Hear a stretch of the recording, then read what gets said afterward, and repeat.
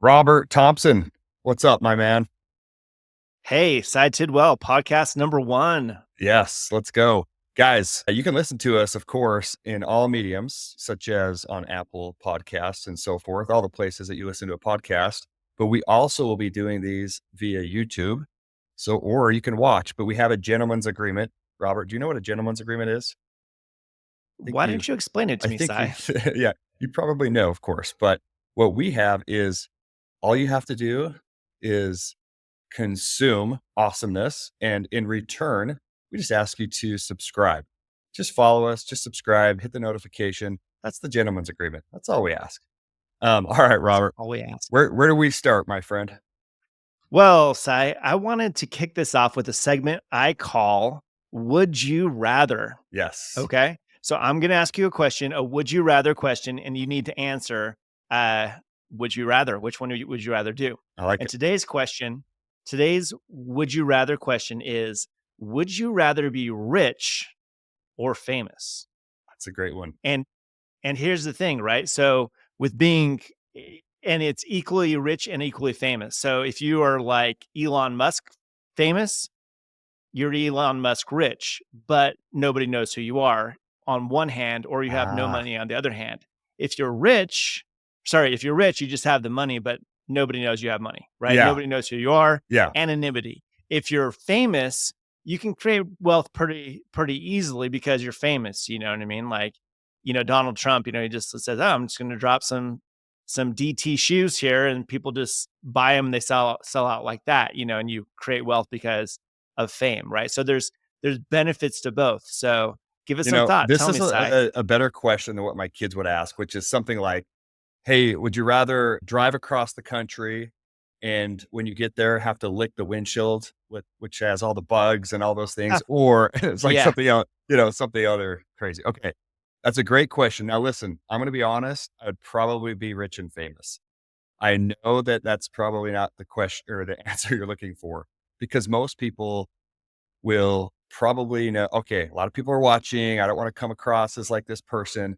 But the reason why I would like to be famous is because there's so much good that I want to do in the world. And I think that has a massive impact when you are famous. If you look around around your surroundings and all the people that are rich and that are famous, very few are putting it to really, really good work now. And so that's kind of where I'd be like, yes, of course, let's be rich, but I'd rather be rich and famous for that purpose. So a lot of good you could do in that Well, regard. so which one though? You have to choose one, rich Uh, or famous. I You can I'll only say have one. famous. I'll say famous. Famous. Okay, I'm gonna take the other side on that. And this is a true feeling for me. Yeah. I would much rather have anonymity, right? Yeah. Just I just live in the same house I'm living in right now, just drive a truck around. I don't need a Lambo, but to be carefree. And then nobody knows you're rich. So nobody's gonna sue me or, relatives aren't gonna come out of the woodwork asking for money or anything. That's And true. once again, the good you can do, if you are altruistic, which it sounds like you are, Sai, you can still like, create scholarships or donate where you want to anonymously, because once again, I'm the guy, I'm the kind of guy, I just wear a t-shirt and jeans and that's it. I'm not flashy, Yeah. just Hey, listen, I'm with you just give there me that. too. I'm like a Black Friday day, like once a year type. Hey, I'm gonna stock up on some clothes, and this is all I'm gonna buy. So I'm with you there. Give me some of those Costco jeans, I man. do not. That's yeah. Well, that's a great way. That's a great intro into this. And how is it relative, however, with what we're going to be talking about throughout not only this episode, but throughout multiple episodes? Is it relative? Is it not? Is it just kind of a fun question? It's a fun question to kick us Okay. off, but also we're going to be interviewing business leaders. We're going to be interviewing people who do have a little bit of that fame and people who have created wealth throughout, the entirety of this podcast. So as we interview those people and bring those guests on, it's a relevant question, to the theme of our future podcasts. There's So going to be a absolutely. ton of people on here, everyone. So people that are not only successful in their fields or their industry, but also just in general. Some will be super balanced, well balanced in their lives, and others will not be at all. To be like the Elon Musk Yeah. that is just dominating. And so it'd be interesting to hear people's stories and their perspectives and how it relates to you. And we're here to also kind of infuse our 2 cents because we come from different backgrounds, you and I. Robert, maybe one Yeah. more so of the marketing world, me, so maybe more of the sales, and both entrepreneurs in our own fields and such. But yeah, we will be infusing our own little 2 cents here and there. But for the most part, honestly, it's just about listening to others and kind of having them tell their stories in their own way, in their own voice. Yeah, perfect. And today's podcast, I think we should talk about iTOVi. The podcast is called the iTOVi podcast. So let's kick this off, but let's take a step back and go into, instead of talking about what iTOVi is, because people can find that on our website and we'll talk about it a little later today. Let's take a little step and talk about what does the iTOVi scanner do for people? It's not just a business tool to build your business. It's let's talk about how it builds your business. And I want to dig it a little into your background because like you talked about, your background is in sales, right? So when you have knocked on doors or when you have done a cold call, what is your approach? Like how do you talk to people? Do you just go in and just knock on the door and say, "Hey, would you like to buy some solar panels, put them on your roof?" Or is your approach a little different than that? Yeah, you just straight up just ask for the sale. That's what I do. I just slide Yeah, like yeah. a contract under the door and they slide it back and I Yeah. walk away. Yeah, So no connection there at all, yeah. just be like, "'Kay, Um, top yeah, top sales strategy." that's a good question. So I think, for me, kind of coming back to what I've done in the past and where I guess my sales expertise has come to the forefront of kind of my life to some degree in one way or another. I mean, sales isn't everything, right? But I think I found myself loving the process of taking somebody from A to B in a very passive way, to be honest. I am not the guy that was knocking doors, being super aggressive or trying to build urgency just by saying, like, kind of what we're all used to, like, hey, you got the last one left, or hey, there's more.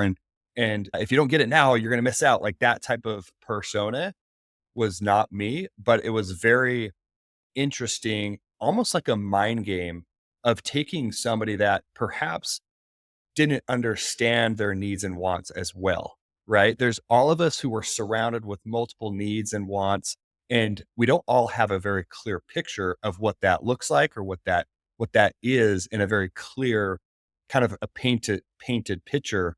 And it's just like jumbled, or there's some puzzle pieces missing and it's pixelated.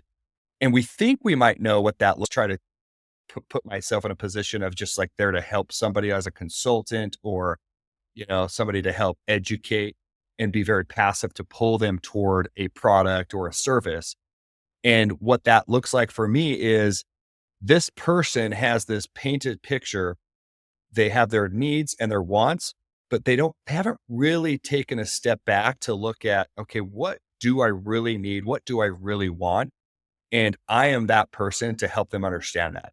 And that's where I come in to help them see the product or service, position it in their mind in such a way that they can see now and make their best decision, as opposed to just kind of flying through the course of the day, and all of a sudden day after day after day goes by and they don't really have in position the things or materials or equipment they need to be able to have the best success in such field or area or service that is providing. So what I do is ask a lot of questions and get to know the customer more than I probably should at sometimes, but I love the question building, and it's the open-ended questions. It's not like, "Hey, how was your day?" like we do with our kids when they come from home from school and we get that one answer of, "Yeah, it was good. It was okay."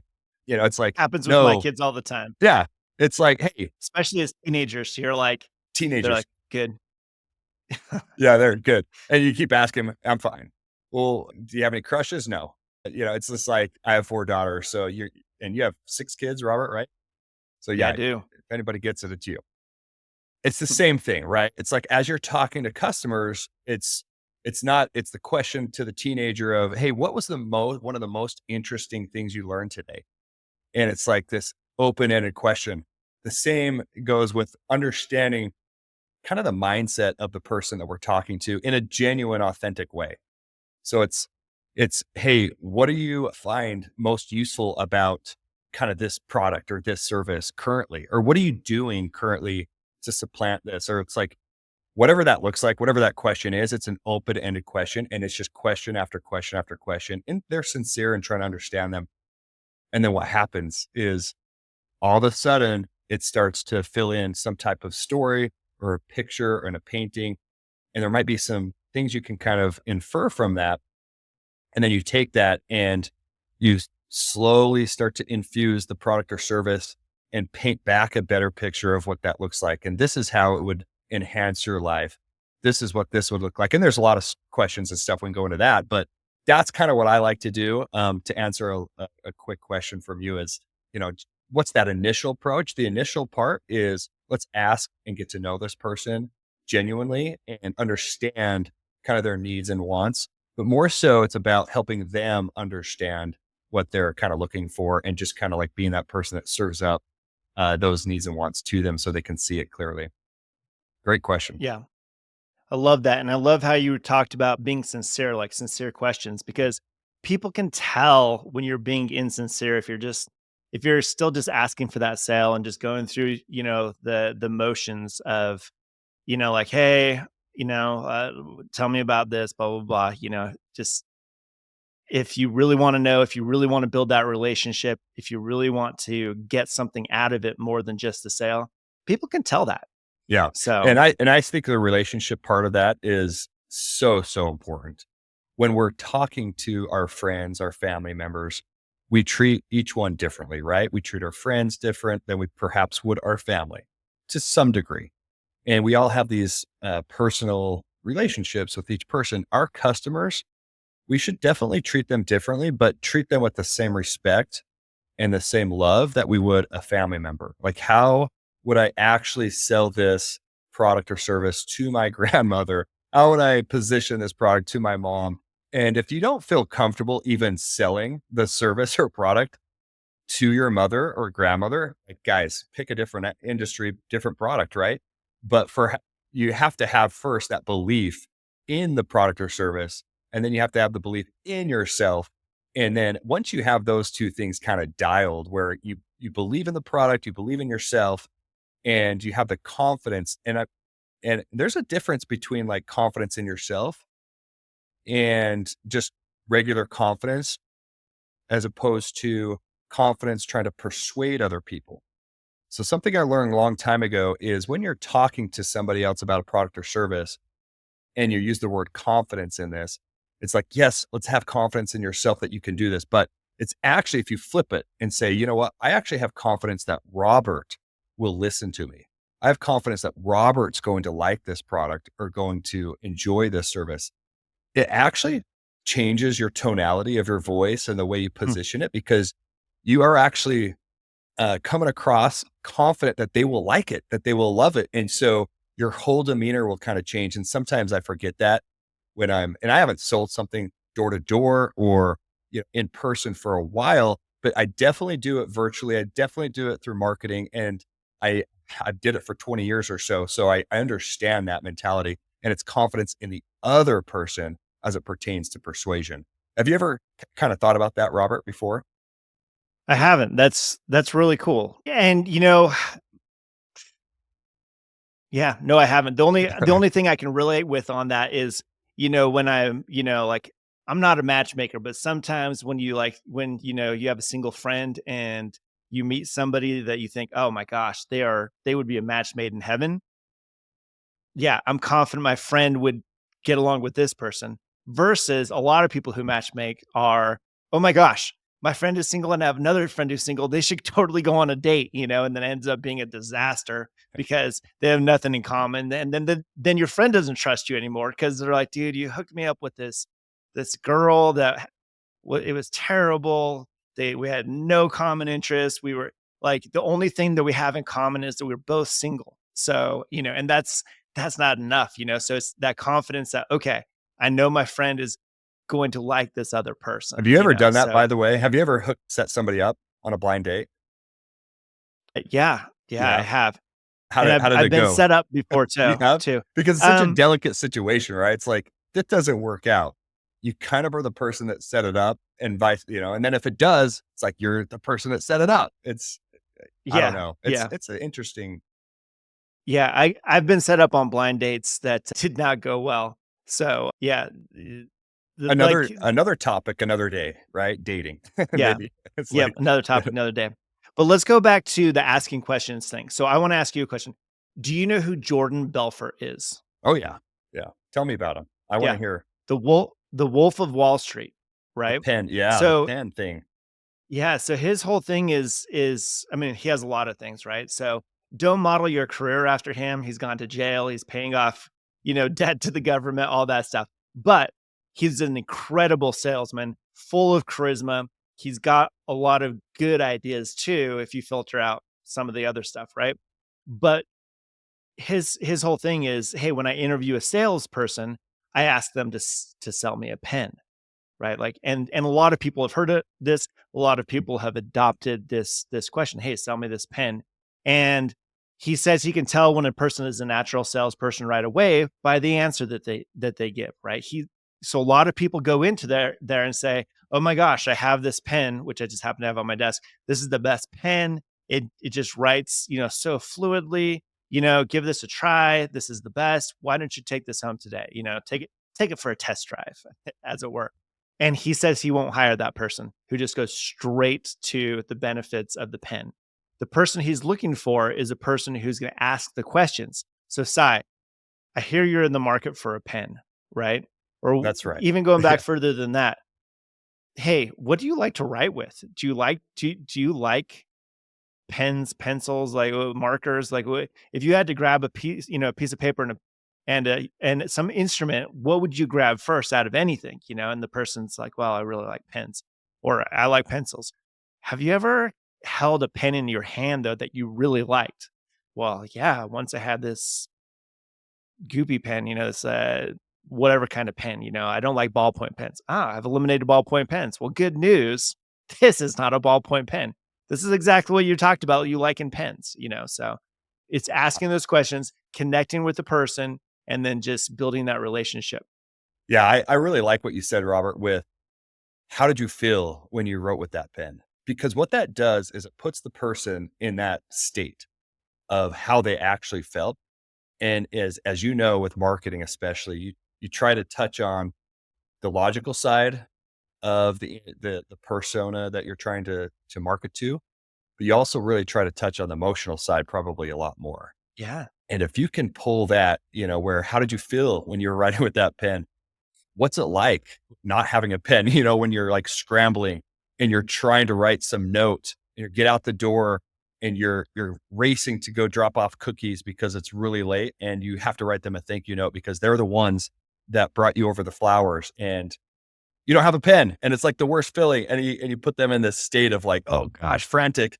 And then, what do you like to write about? And I'm a story writer. I like to write stories. And so what you're doing is you're essentially bringing out all these emotions and how a pen is a tool that bridges the gap between the paper that's sitting there and the store and the world, right? It's like you got these two things and what those two things better, a story and a paper. It's like you got a pen. You have to have a pen. And so anyway, it's a great reminder to us that you brought up because often in sales and the reason why I think this is just apropos with kind of bringing this up with this first podcast with sales is sometimes what you'll notice is a lot of features being kind of spat out and why you should get it and why it's going to be best for you and not focusing so much on the benefits and listening. And a lot of salesmen that are not very good salesmen do a lot of this, just a lot of this. And the best salesmen that I've ever been around are the ones that do a lot of. And when I said this, everybody that's listening to this podcast, this is speaking. Yeah. He those was those are flapping his just hand flapping like my a hand. little parrot You there. can see Yep. me. And a lot of talking, right? And the best ones just do a lot of listening, and they just listen. And there's something really important about having a topic and giving it kind of the attention it deserves by having a strong pause.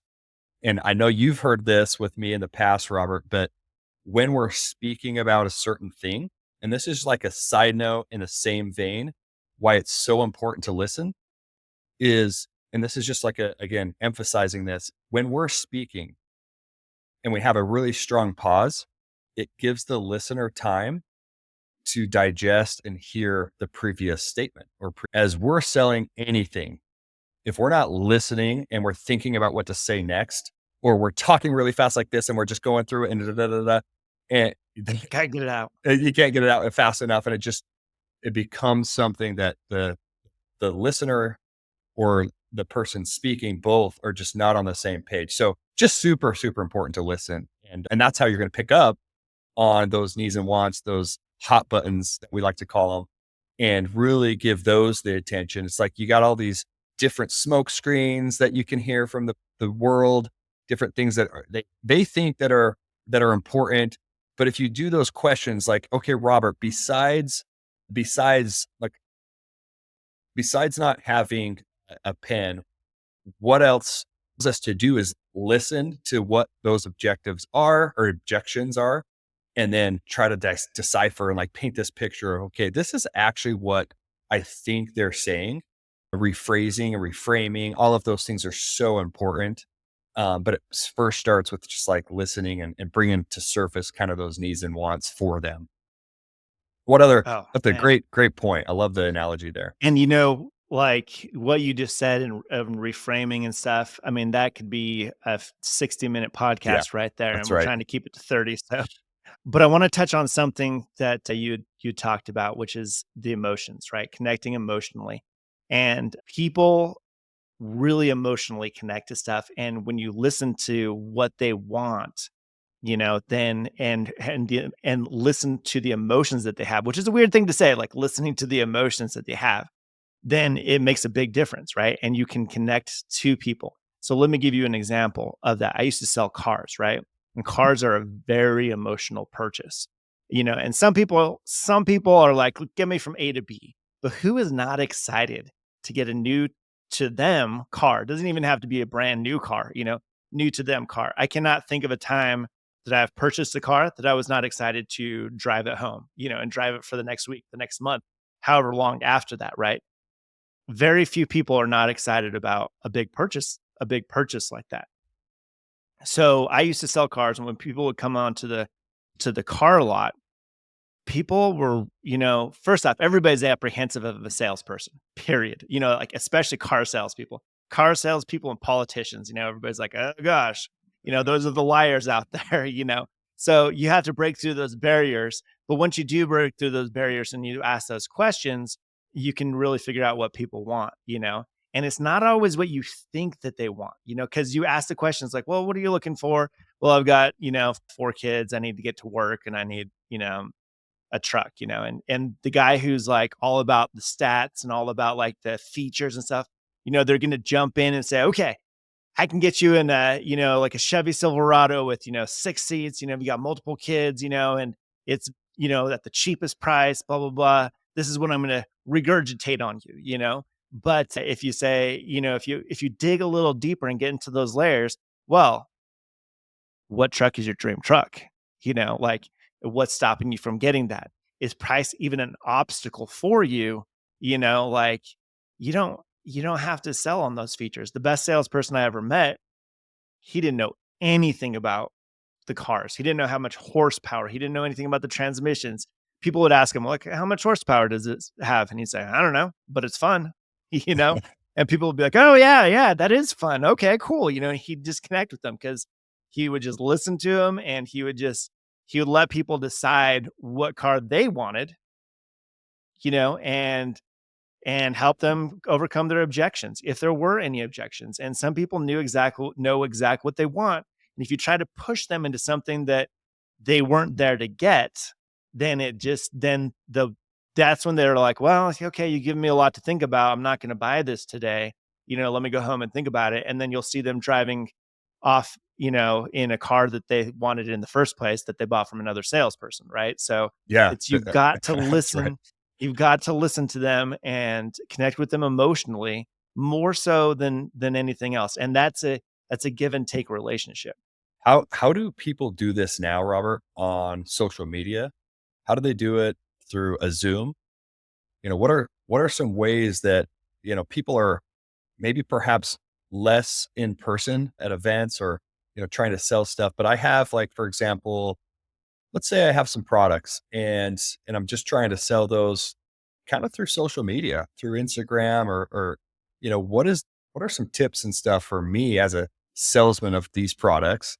How do I position them in the hearts and minds of these people that are following me? Yeah, I mean, there's a lot of schools of thought here, right? But one thing you can do is let them kind of experience it, right? So, for example, with the iTOVi scanner, it's all about the experience. It's all about, hey, come get a scan. I'm going to offer you something for free, right? A product that we're testing right now are face scans. Spoiler, Yeah. but it's just offering that free face scan. You can do that virtually. You can send people free samples. You can come check this out. Here, read these testimonials of other people who are in the same boat as you, and or come take this quiz. Come, So the what I'm more you what I'm can give hearing somebody. what I'm hearing from you is a lot of free stuff that you're like, hey, let me give you this quiz, let me give you this thing, let me give you a free scan, a free and I think there's something to that, right? And you talked to me about this Mhm. kind of the nickel thing. What do you want to elaborate on that reciprocity and what that looks like? Yeah, so the nickel thing has been around for a long time, right? So, and most of you people listening to this, most of our listeners have probably received a nickel in the mail or even a dollar. I've seen a dollar before from a charity. And what it is it's the reciprocity like, hey, oh my goodness, you just gave me a nickel, like in the mail. And a nickel is especially in today's world with inflations, they might as well just do away with nickels. But it's just getting that, and you see that, and then there's some kind of tagline like, "Hey, for a nickel a day, you could feed a starving kid in Africa, or you could, help save the whales, or whatever else." And it's like, oh my goodness, this person just gave me money. They gave me a nickel. They gave me a dollar. They gave me a quarter. And it doesn't matter the currency. You're not gonna throw that nickel in the trash can. You're gonna open that envelope and you're gonna see, "What the heck? Why would this person Especially give me this heavy, nickel?" heavy. You're like, what is this? Yeah. Yeah, exactly, exactly. Like, "Ooh, I like that." It's the packaging. But what they found is for every man, I think it's for every, like, 20 cents that they spend, they get a dollar back with that. So I actually have the oh, sorry, for every $6 they spend on those mailers, they get a dollar back in donations, which is That's a great a crazy return. rate of That's a return. great return. It's amazing, and that's talking about postage, it's talking about everything else. So it's that reciprocity, and it doesn't necessarily have to cost you that much. It's once again giving something, giving people a taste. Yeah. And are you familiar with Gary Vaynerchuk? A little bit. A little bit. Okay, so huge thought leader in business and Yep. sales. And his whole thing is, hey, I'm going to give away like 60, 70% of my content away just to people. Just come into the family, come into the fold, consume my content, and then you're going to love it so much that you're going to pay for the other 30%. It's interesting And how, Alex Hermosi does this too, where it's like I'm gonna do everything I possibly can to set it up to where you have to be like, this is no brainer. No brainer. I have to buy this. It makes almost zero sense to not buy it. It makes I look stupid if I don't buy this. And so a you're lot of the losing money if you don't yeah, buy this. yeah, you're losing. It's like a lot of really successful people right now, especially right now with all the noise out there, you have to stand out. And one way to do that is position the product in that regard. It's like reciprocity, make it so good that they have to get it. And it's like you barely got anything from it, but you got them to listen. You got them in the door. And now you have them for newsletters and all the other things. iTOVi, of course, is not going to be the main topic or subject by any means across the entire set of these podcasts. It's going to be about those individuals and their stories. Of course, we're going to intertwine it maybe perhaps once in a while, but the interest, this is how I'm going to do this now is naturally with iTOVi. is a company, right, that has a pretty similar model where we have this awesome service, this free scanner that you can do. You can introduce your products to other people in a more meaningful way and give them a free scan. And your Jill who wants to sell products or position your products in other people's laps very easily. Free scan, free face scan, free blood work we're coming out with as well. DNA also, there's all of these tools to best position your products in their laps, right?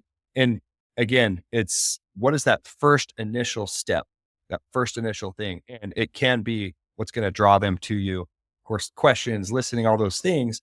But what I've seen with iTOVi over the last 10 years we've been in business is some of the things that they love the most is that they're able to introduce their products to other people in a very easy, kind of systematic, non-salesman-like way, and that's the best way. That's the best way Oh my where people gosh. don't even like don't even 100%. know you're trying to sell 'em. It's like, "Oh, cool. Yeah, this is awesome." And it's personalized, it's meaningful, and so that's yes, to your point of the car salesman thing and all of that, I think what our audience should get out of this first podcast is let's get out there and obviously put in the work, the effort, and all of that. But let's really think about what first your belief, like let's get you to have confidence. And what are, I guess, Robert, I'm going to get to throw out a couple tips on this, how to build your confidence. And then again, how to believe in the product or service. There's a couple tips I want to throw out on there. And then it's just about taking action and that action is again a million different ways to do that, but I want to touch on these two things real quick because I think it's the foundation and almost the most to just kind of have a little bit more of a belief about yourself because you don't want to go talk about something you really don't know anything about, of course, so you have to study. And then even your competitors a little bit, you want to study those, and so it's just all around education. That's the first like pragmatic thing I think you can go do, and then it's about practice. And there are 1,000 different ways to practice, even before you go out and do this, whether it's virtually or in person. But I'll give you a couple tips. Okay.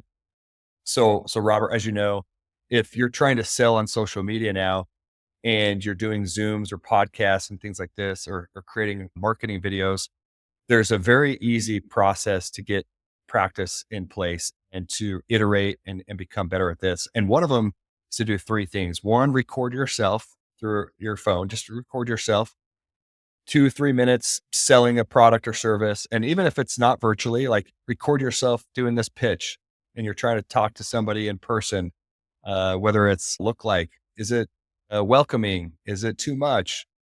Take a ton of notes on your body language. Two, turn up the volume and put it face down on the counter and just listen to it. And all you're going to Hmm. do is just listen to the audio. This is called vocal image. That was our visual image when we're watching it, and our vocal image is when we're listening to it. And you're just sit there and listen, listen, listen, and then take notes. And then the third step is to uh, transcribe it. Okay. And so you just don't listen, don't watch it, just transcribe it. Highlight all the filler words, the ums, the ahs, bring those to the forefront of your mind. And that will help you kind of take out all those because you need to have that clarity. And when you're sitting there saying the ums and ahs, which I've probably done a lot on this podcast, you need to, it emphasizes the clarity when you're not doing or even saying the word like 1,000 times, like all of those filler words and likes, it just kind of takes away from the main message. And then of course you can watch the whole thing together and take notes. But I learned that from Vin, if you watch him ever, but those are really, really important, an important way to just practice. And what that does, of course, is build your confidence.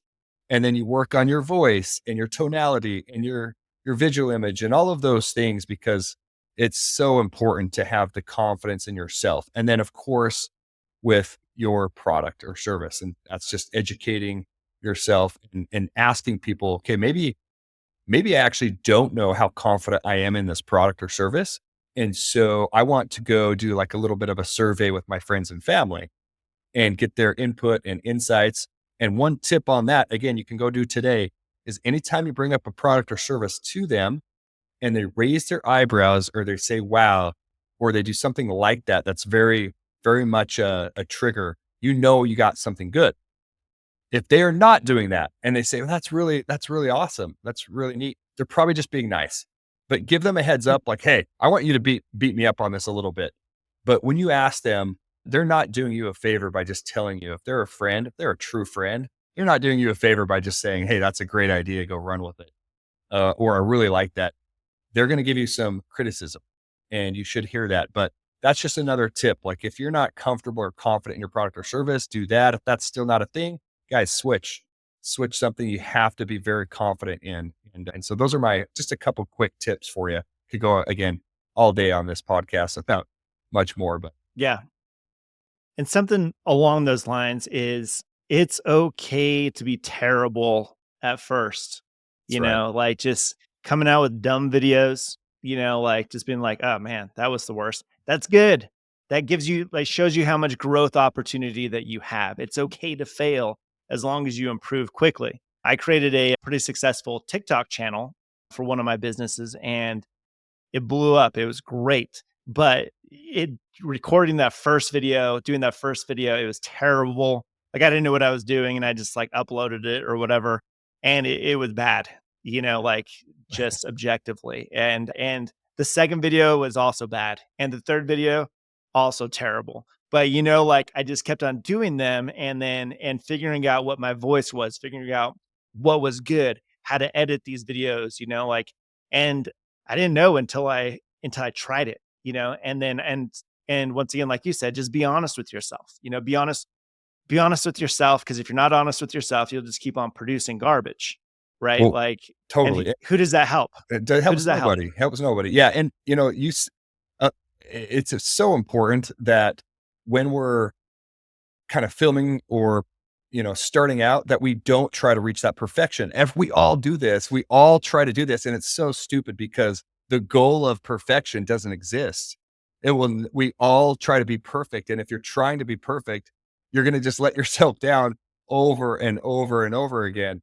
I mean, it's like I don't care, like my hair, like the setting, like if you're trying to be too perfect, then it'll never reach that. And so just film, just take action, just go knock that first door. Such good advice. In fact, once a year, I try to read the book. It's called Failing Forward.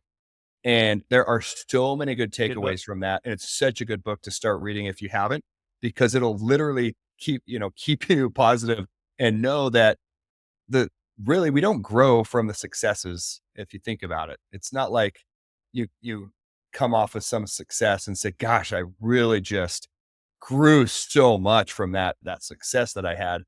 When does anyone ever say that? But what I do hear a lot is, geez, I failed 3 or 4 times, or I went through this tragedy or this trial, or I went through something really hard. And then it follows inevitably. I grew so much and this is what I learned. Right. And so that's just part of the process. And that's what Robert did. He kept going and failing in his mind. Right. But he was getting closer. It's failing forward to that success, but it's about being persistent. So such a great insight, I think. Robert, I got my dog barking. Like All good. it's gonna annoy everybody on here. Again, who cares? It's okay. Yeah. So let's finish this off with a closing segment called book recommendations, reading recommendations. So your reading recommendation would be Falling Forward. Felling for And on that same, what is it? felling, felling forward. Sorry, Failing Forward. I knew that. Great book. Failing Forward.